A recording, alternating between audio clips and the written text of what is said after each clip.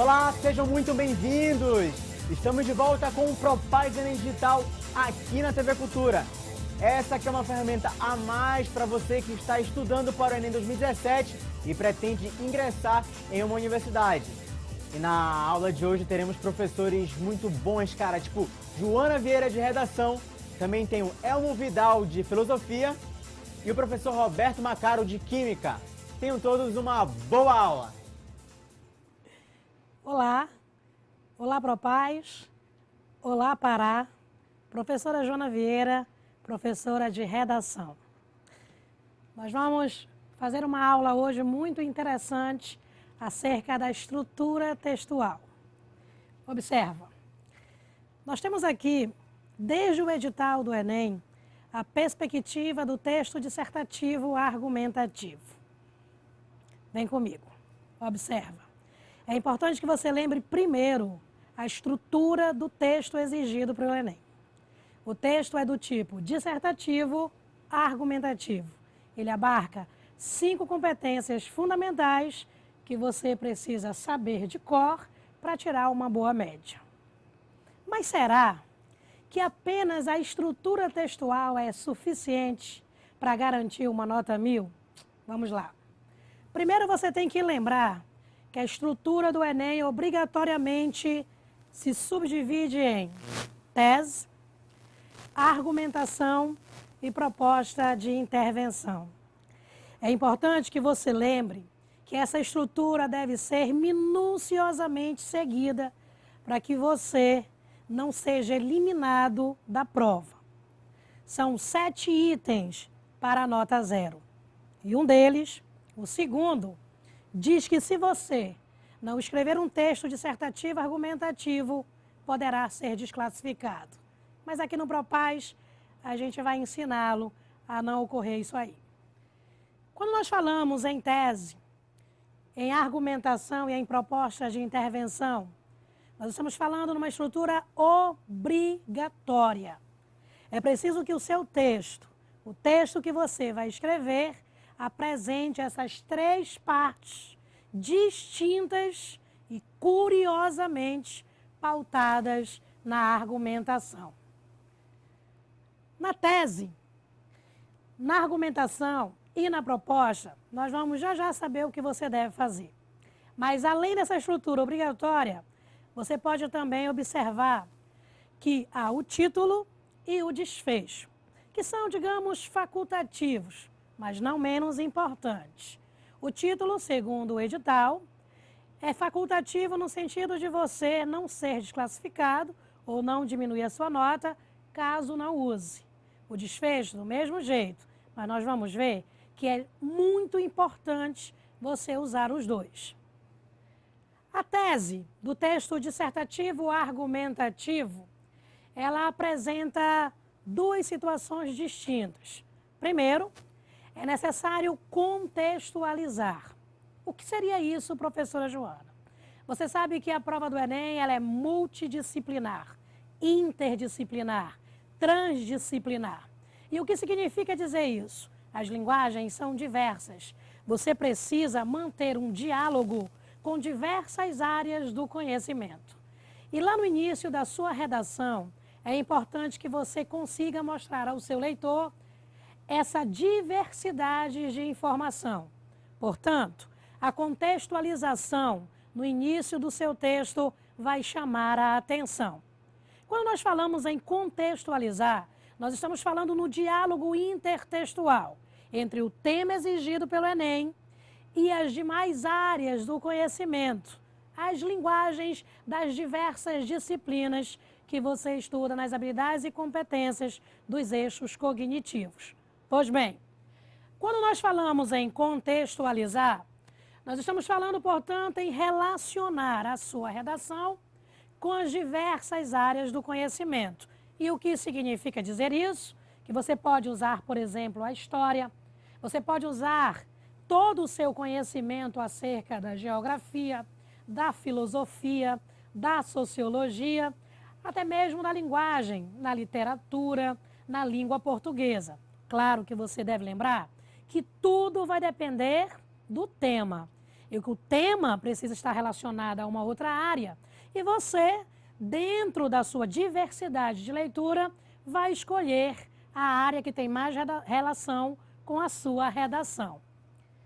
Depois da contextualização, você vai buscar um ponto de conhecimento para que você introduza a sua tese. Vamos falar um pouco de tese. É importante que você lembre que a tese é fundamental num texto dissertativo argumentativo. Não existe outra opção senão emitir um ponto de vista. E aí, nesse caso, você tem que lembrar de duas coisas principais. Primeiro, a sua tese não pode ser confundida com a sua opinião. Claro que às vezes as duas coincidem, mas não necessariamente são iguais.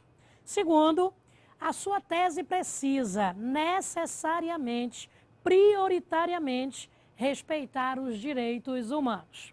Então vamos lá. A tese ela é objetiva, porque você não pode emitir um ponto de vista pessoal, haja vista que, às vezes, o seu ponto de vista agride os direitos humanos, que no Enem é a base de uma redação. Agora, claro que também você vai observar que é preciso que você se imponha enquanto um cidadão crítico e, portanto, precisa ter uma opinião bem clara, um ponto de vista bem definido acerca do que você vai debater. Depois que você põe a tese e expõe a sua opinião acerca do tema discutido, você vai defender essa opinião na argumentação. E a melhor maneira de você conseguir fazer isso é bifurcando a tese. O que significaria isso? Bifurcação da tese. Seria você emitir um ponto de vista e justificá-lo de duas maneiras. Por que duas maneiras? Exatamente por conta da argumentação. Se você ler a cartilha do Guia do Participante do Enem, você vai descobrir que a argumentação nada mais é do que a defesa da sua tese. Então vamos voltar lá para cima. Você contextualiza, liga a outra área do conhecimento ao tema proposto pelo Enem. Depois você emite uma tese, que é um ponto de vista que não desrespeita os direitos humanos. Depois, você parte para a argumentação, que vai defender o seu ponto de vista, de modo a convencer o seu leitor. Para isso, você tem 2 parágrafos. O Enem não conta a linha, mas é fundamental que esses 2 parágrafos, eles debatam a tese de forma consistente. E para isso, portanto, você precisa de muita informação. E, obviamente, não se esqueça, todo e qualquer debate da sua argumentação deve voltar à sua tese, porque o retorno à tese é fundamental para a sua nota. Bifurcando, portanto, a tese, você tem 2 justificativas. Uma para o primeiro parágrafo de argumentação, a outra para o segundo parágrafo de argumentação. Mas eu quero fazer uma pausa para lembrar a você que eu não posso debater, argumentar, persuadir, convencer se eu não tenho informação. Então, nesse ponto, você vai precisar de todo um arcabouço de leitura para defender o seu ponto de vista.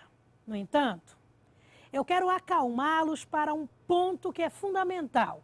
Informação no Enem não significa necessariamente notícia de jornal. Por quê? Porque você tem que saber a diferença muito clara entre o texto argumentativo e o texto expositivo. A argumentação é persuasão, é convencimento. Exposição é informação. Professora, se eu for bem informado, eu tiro 1000 no Enem? Não necessariamente. Então vamos aprender como fazer isso.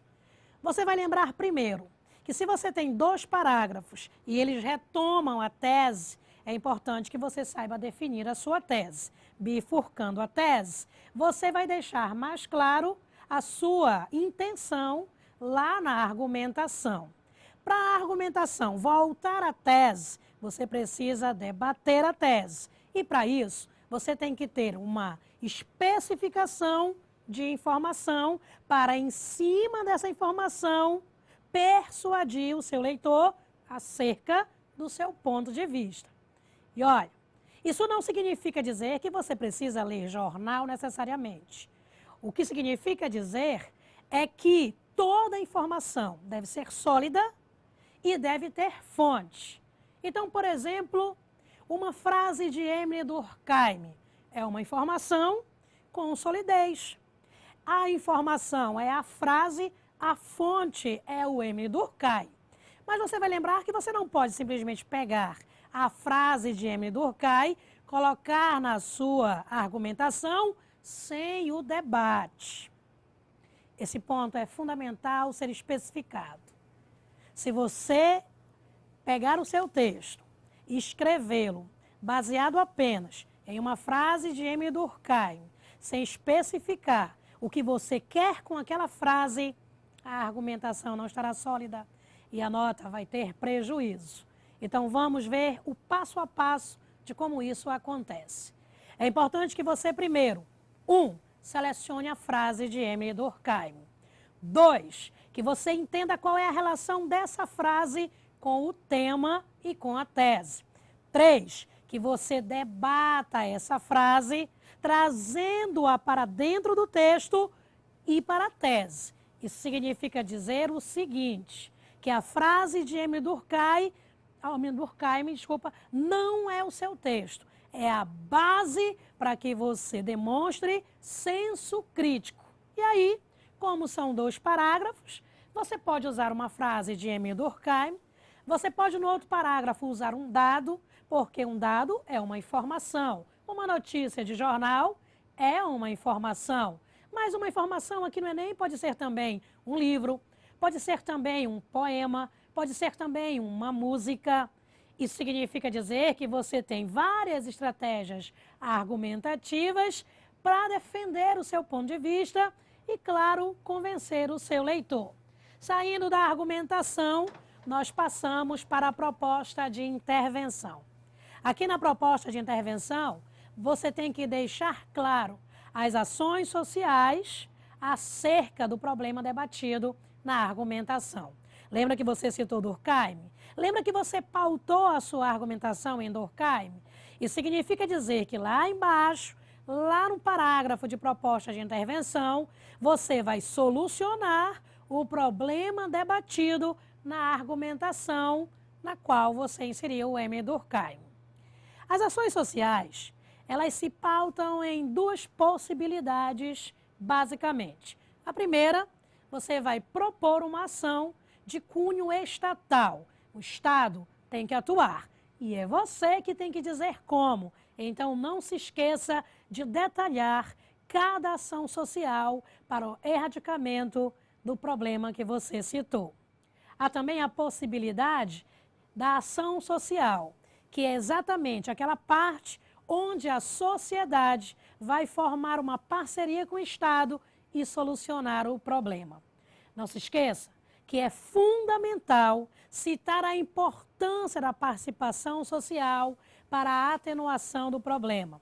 E para isso, você propõe a ação estatal, a ação social, sempre, não esqueça, ligado àquilo que você discutiu lá na sua argumentação, que é aquilo que você automaticamente também discutiu lá na sua tese. E aí, lembrando, apesar de facultativo, você tem o desfecho. Você vai lembrar que o desfecho da redação é aquela frase final, que você pode fazer uma retomada com ela, do título da sua redação, se você optou em colocá-lo, ou da contextualização que você usou lá no início do seu texto. O desfecho é uma frase gerando ao leitor uma perspectiva do resultado da sua ação social. É importante, portanto, que você valorize o desfecho e que você solucione o problema detalhadamente e que o desfecho seja aquela parte de expectativa positiva acerca do que você pôs para a solução do problema debatido. Eu sei que a redação parece ser o bicho-papão do Enem, mas se você colher essas dicas, prestar atenção nas outras aulas, sim, nas outras aulas, porque no Enem uma aula de química é também uma aula de redação.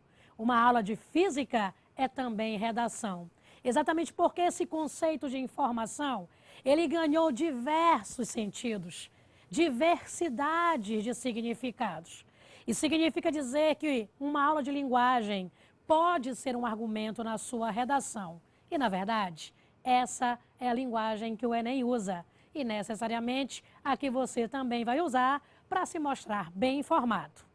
Acima de tudo, além de bem informado, você tem que se demonstrar um cidadão participativo, consciente e, sobretudo, transformador da sua realidade. Senso crítico é importante, informação também, e estar seguro para escrever é também fundamental. Então, boa sorte e até a próxima.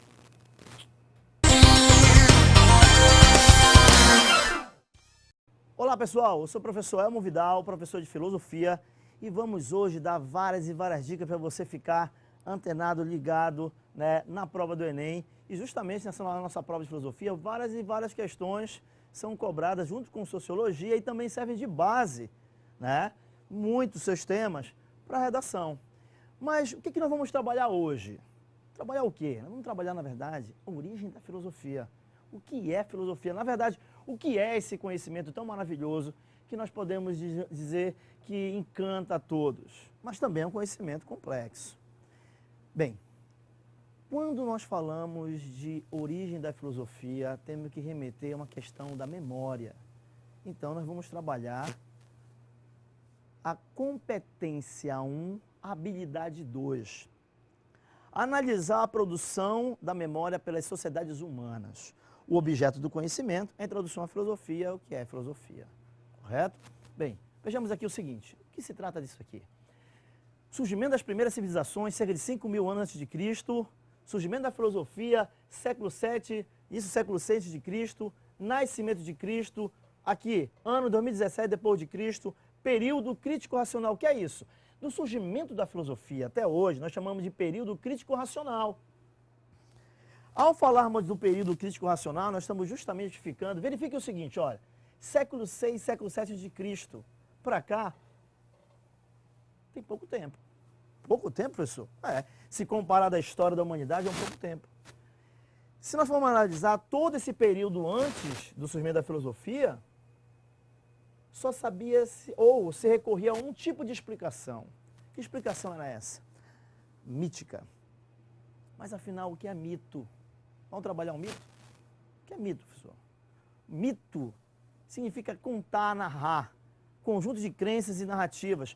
Eu posso dizer para vocês que o mito nada mais é do que uma história fantasiosa que se conta para poder explicar uma coisa. Bem, nós sabemos muito bem que o ser humano, quando ele não sabe explicar uma coisa, ele inventa. Inventa. Todo mundo fez isso? Inventa. Então, antigamente, nós podemos dizer que, ao falarmos da linguagem mítica, nós podemos então dizer que era uma forma de inventar o que acontecia na natureza. Ele não sabia explicar por que existia dia e noite, por que o céu era azul, porque as marés subiam e desciam. Então, ao não saber entender tudo isso, esse fenômeno da natureza, reconhecer uma forma que não existiu apenas na Grécia Antiga não, gente. Existiu em todas as sociedades e culturas. Que foi? Uma linguagem narrativa. Só que eu não quero que vocês entendam que isso era de má fé, de má vontade. Eles acreditavam no que eles estavam dizendo, porque acreditavam que inclusive eles eram iluminados pelos deuses, quando eles explicavam uma coisa baseada numa história em que eles acreditavam que era. O mito era uma forma de eles entenderem a sua realidade para poder amenizar o seu sofrimento. Então, professor, então pode dizer que a linguagem mítica foi a primeira linguagem ou uma forma de conhecimento que o homem usou para poder, digamos assim, se desvincular dos seus medos? Pode, claro. Mas é aí que entra o seguinte, a questão da filosofia. Na Grécia Antiga, nós vamos ver que vai existir uma forma de tentar explicar agora, não só baseadas em mitos, não só baseada em uma história fantasiosa. Estavam cansados de explicar coisas do tipo, está chovendo porque Zeus está limpando o céu. o solo está tremendo, um terremoto. Por quê? Porque os deuses, ou então, né, a cobra grande está se mexendo, como isso é muito comum na nossa mitologia aqui no Pará. Eles não queriam saber eles não queriam esse tipo de resposta, queriam uma resposta mais trabalhada, coerente, lógica. Então nós vamos identificar que no mito havia um conhecimento que visava a ordenação e significação do mundo. Buscavam explicações daquilo que eles não tinham condições de explicar. Quando vem a filosofia, o amor ao saber, o filósofo, o pré-socrático, né, também conhecido como filósofo da física, certo? A preocupação desse indivíduo, primeiramente, era tentar explicar como o mundo surgiu, como surgiram os fenômenos da natureza. É por isso que eles são chamados de filósofos da física. Mas por que pré-socrático? Isso aí nós vamos deixar para um outro momento. A linguagem, a questão semântica, dá para entender que, né, indivíduos antes de Sócrates, ou seja, o Sócrates vai ser um indivíduo muito importante dentro da filosofia, ao ponto de os caras tão importantes como as pessoas clássicas serem chamados dessa forma. Bem, a filosofia, portanto, nós vamos analisar que haverá uma transição do mito para a razão. Essa transição do mito à razão, né, que nós vamos chamar justamente aqui do mito ao logos.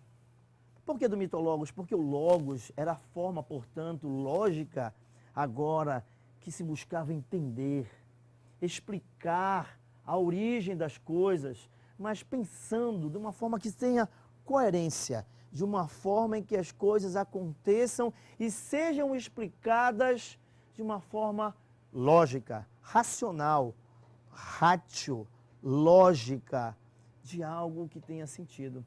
E a preocupação deles era essa. Mas, Elmo, ainda não estou conseguindo entender essa relação com a competência 1 e a habilidade 2. Eu quero que vocês entendam que a memória ficou guardada. Ou seja, que muita coisa ficou guardada para nós. O nosso mundo ocidental foi moldado de uma forma a acreditar e a entender o mundo pelo ponto de vista filosófico, racional, que passou, portanto, a ser a explicação desses filósofos. A preocupação em explicar a origem das coisas. Porque, se nós formos analisar, o conhecimento filosófico ele vai iniciar uma forma de tentar entender as coisas, onde futuramente nós vamos entender isso como a ciência. Bem, dessa forma, identificamos o surgimento da filosofia na Grécia, certo? Onde o mundo da natureza, o mundo do ser humano, poderia ser conhecido pela razão humana. Gente, até então tudo era apenas Deus, os deuses estavam em todos os lugares, nas florestas, nas montanhas, nos mares. Agora existe uma forma nova de tentar explicar.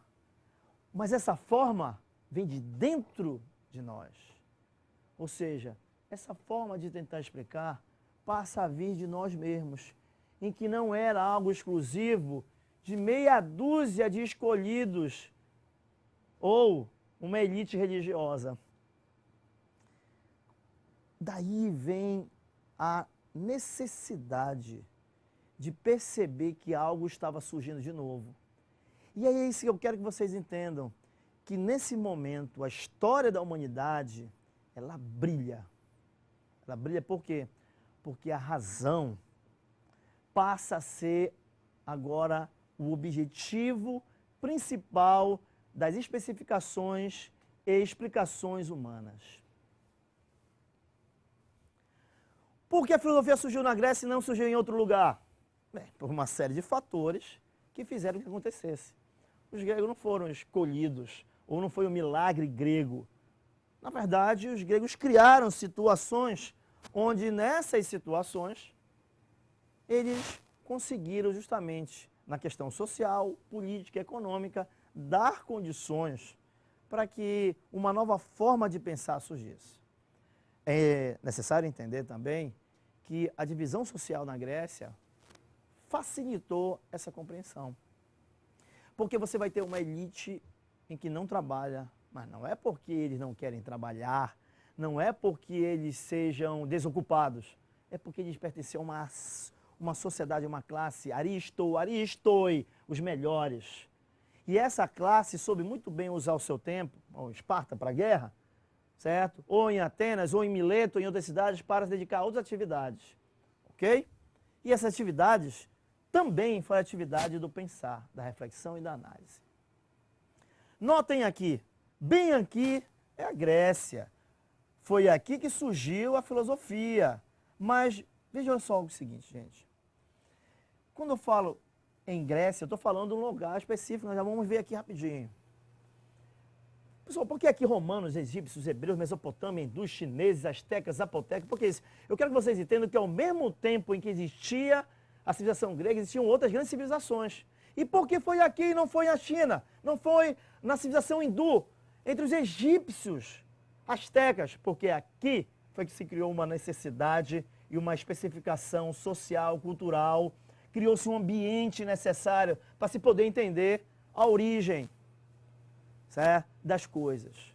A sociedade, a Grécia foi feita, né, de uma forma, ela foi criada historicamente para poder entender, para você poder entender que as questões sociais qualificaram e muito, né, o nascimento da filosofia. Bem, verifique aqui o seguinte. Jônia, Mileto, foi aqui, hoje aqui é a Turquia. Ah, professor, então não foi. Professor, não foi na Grécia Antiga que surgiu, foi na Turquia. Quando eu falo em Turquia, naquele tempo era Grécia. Até hoje tem uma briguinha entre turcos e gregos por conta disso daí, mas os gregos têm uma boa resposta para isso. Sabe qual é a resposta que eles dão? Pode ser a Turquia hoje, mas só surgiu porque era cultura grega.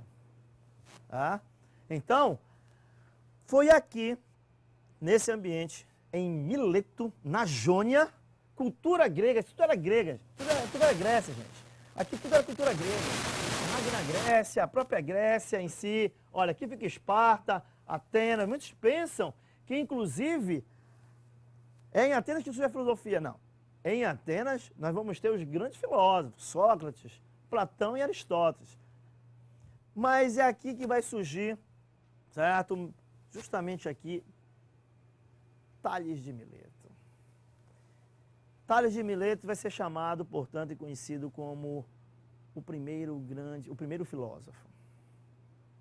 Bem, ao falarmos de primeiro filósofo, nós não estamos analisando que os outros filósofos não sejam importantes, como Sócrates, Platão, Aristóteles. Nós também estamos dizendo que, reconhecidamente, ele foi um indivíduo que conseguiu, né, foi o que deu pontapé inicial. Naquele tempo, nós podemos analisar que ele estava empolgado dentro de uma discussão, dentro de um ambiente propício à reflexão, à análise, à discussão, à contestação. O mundo poderia ser explicado de uma forma lógica. Então, o mundo não era só o mundo dos deuses mais. Nós, então, tínhamos um mundo voltado para uma explicação que poderia ser também nossa, dos próprios seres humanos. Bem, nós podemos então dizer também aqui que outros filósofos, Anaxágoras, Anaxágoras, outros filósofos, grandes filósofos, né, também nessa região, Heráclito, Demócrito, que também, olha, na Magna Grécia, Pitágoras. Sabe que é Pitágoras? Exatamente. Você estuda até hoje em matemática. Correto? Então, quando nós falamos de uma estrutura de mentalidade, nós sabemos que justamente existe, né, uma tentativa de tentar explicar agora esses fenômenos por esses filósofos. Um dizia que era água, outro vai dizer que é o fogo, outro vai dizer que é a terra, a união dos elementos. Buscava-se uma explicação. Eu quero que vocês entendam que, dessa forma, surgiu um ambiente necessário para que nós possamos entender que isso ficou para as gerações posteriores, no caso, a nossa geração. criou-se uma memória. É importante nós analisarmos que, ao falarmos da noção plena de filosofia, nós estamos percebendo aqui uma análise preocupada em explicações não mais convencionais, místicas, sobrenaturais. Bem, quando nós nos dedicamos a explicar filosofia, nós sabemos muito bem que a filosofia, né, é um conhecimento complexo, analítico, reflexivo. A dica que eu dou para vocês que irão justamente prestar aqui a prova do ensino médio, a prova nacional do ensino médio, o Enem, é que ao ler filosofia, busque na verdade ler de uma forma profunda, analítica, porque são textos em geral que requerem uma análise mais detalhada. Por isso que às vezes o aluno fala, não consigo entender os filósofos, o pensamento X, certo? Ou a história da filosofia, porque é uma história um pouco complexa. Não. Eu quero que vocês se dediquem a analisar com bastante calma que a filosofia, ela tem uma linguagem, certo? Complexa, mas que ela vai te dar todo o apoio, gente. Ela vai te dar todo o apoio para que você consiga, inclusive, fazer uma boa redação. Temas de filosofia como ética, política, sociedade, memória, a discussão própria da filosofia, que está em voga aí, essa questão sobre ética e política.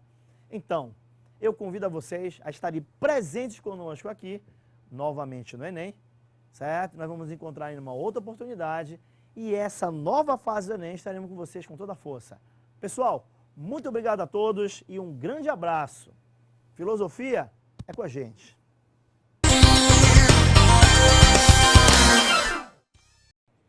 Olá, eu sou o professor Roberto Macaro de Química e hoje nós vamos ter uma aula sobre um assunto que está incomodando aí o mundo inteiro. Nas 2 últimas semanas, os telejornais praticamente de todos os canais têm falado sobre um assunto que é bomba, galera. Bomba atômica, bomba de hidrogênio. Então, olha só, eu comecei aqui a nossa aula hoje com um slide mostrando 2 bandeiras. Então, que bandeiras são essas? Olha aqui para a tela. Primeiro, eu coloquei a bandeira dos Estados Unidos, depois a bandeira da Coreia do Norte. Por quê? Durante muito tempo, os Estados Unidos ficou conhecido como o país da bomba atômica. Já a Coreia do Norte tem ficado agora conhecida como o país da bomba H, né? E como é que funcionam essas bombas? Qual a mais perigosa? Essas bombas, elas realmente podem destruir cidades inteiras? A bomba atômica a gente já conhece, né? Foi aquela bomba que foi jogada lá em Hiroshima, foi outra jogada em Nagasaki. A gente vai falar, vou mostrar para vocês hoje como funcionam essas 2 bombas.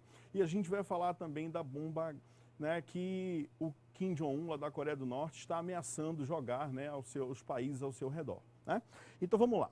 Onde é que se encontra esse assunto aí, né, na competência do Enem? Então, competência de área 3. Associar intervenções que resultam em degradação ou conservação ambiental a processos produtivos e sociais e a instrumentos ou ações científico-tecnológicas. Olha só o que diz a habilidade 17. Analisar perturbações ambientais, identificando fontes, transporte e ou destino dos poluentes, ou prevendo efeitos em sistemas naturais, produtivos ou sociais. A gente tem também a habilidade 12. Avaliar impactos ambientais, avaliar impactos em ambientes naturais decorrentes de atividades sociais ou econômicas. Olha aí, galera, considerando interesses contraditórios. Então vamos lá. Essas 2 bombas, né, tratam de uma energia que é a energia que a gente conhece como energia nuclear. Por que tem esse nome? Porque a gente está falando do núcleo do átomo. Então toda essa energia que vem do núcleo do átomo é por isso o nome energia nuclear. E por que o núcleo emite essa energia? Justamente para adquirir uma coisinha que a gente chama de estabilidade. Então a gente tem, nem todos os elementos são assim, graças a Deus, né? Mas a gente tem alguns elementos que o núcleo deles é instável. E à medida em que o núcleo ele vai se estabilizando, né, ele vai precisando emitir essa radiação, né?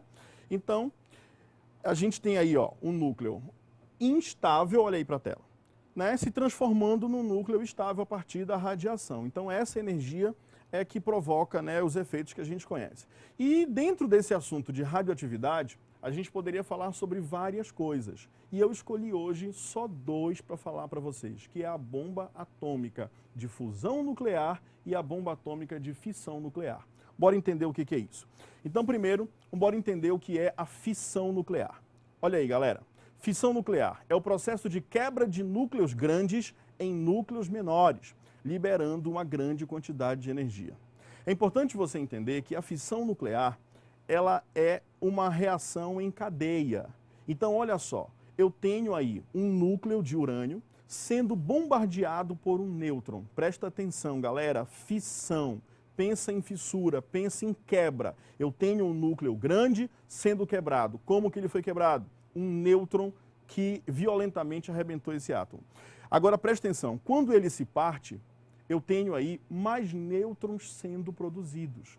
E por isso essa reação a gente diz que é uma reação em cadeia, porque esses nêutrons que foram produzidos vão quebrar mais núcleos e assim por diante.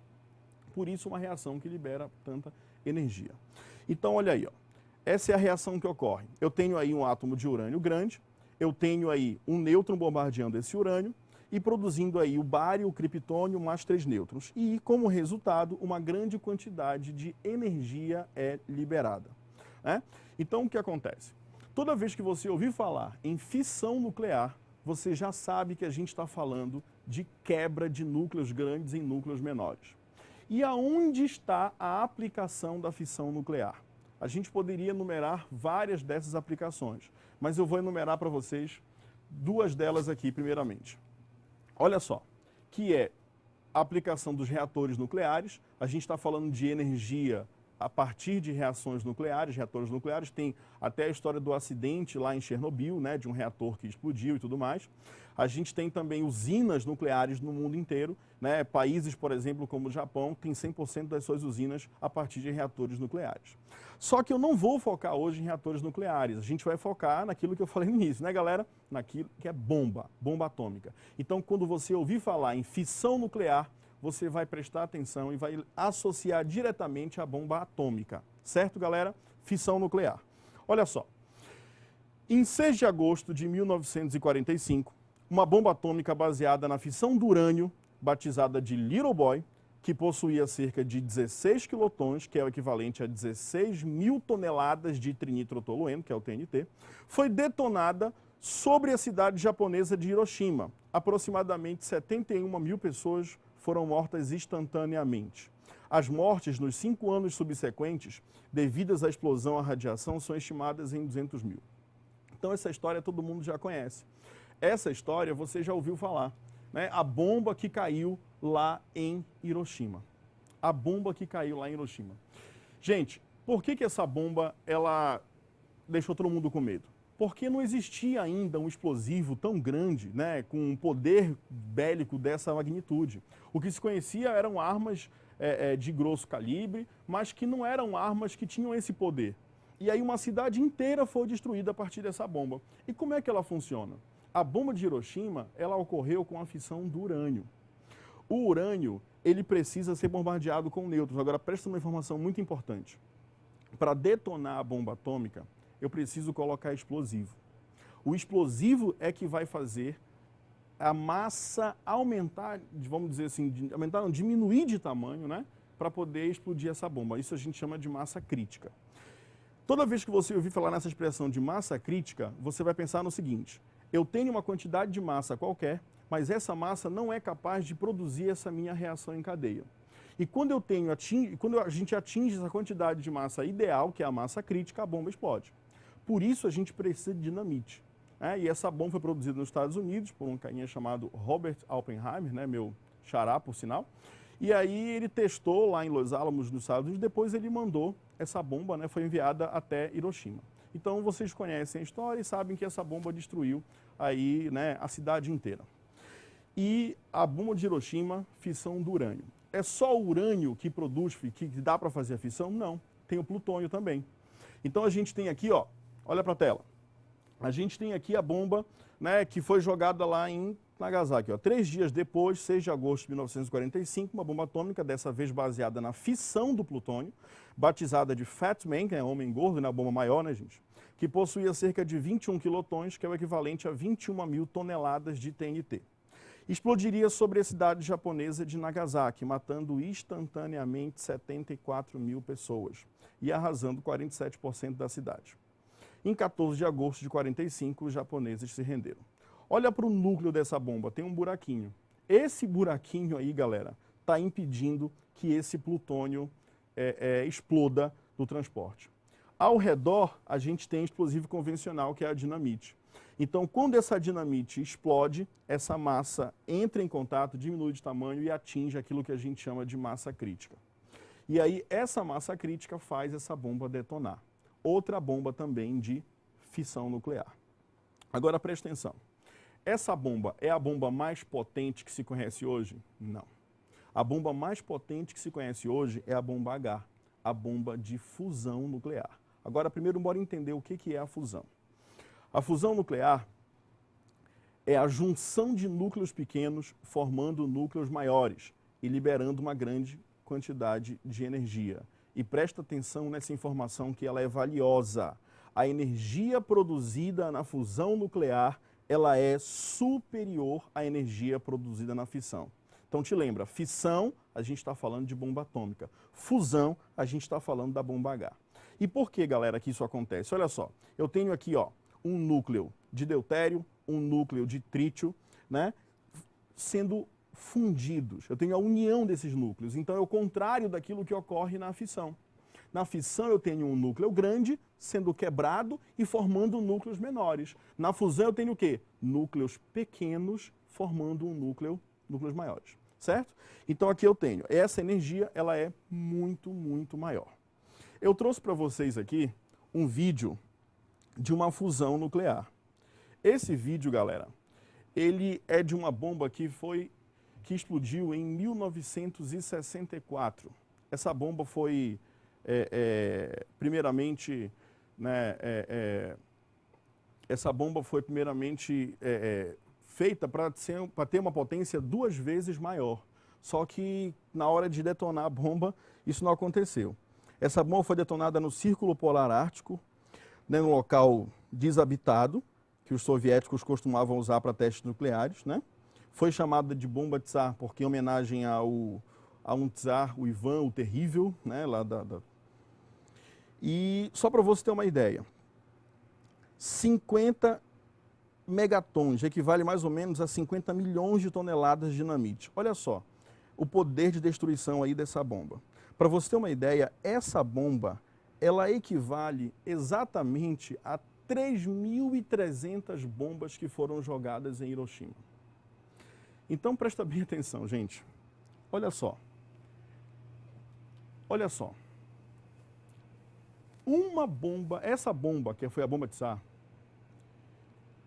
quando explodiu, ela explodiu a uma altura de mais ou menos uns 10 quilômetros do solo.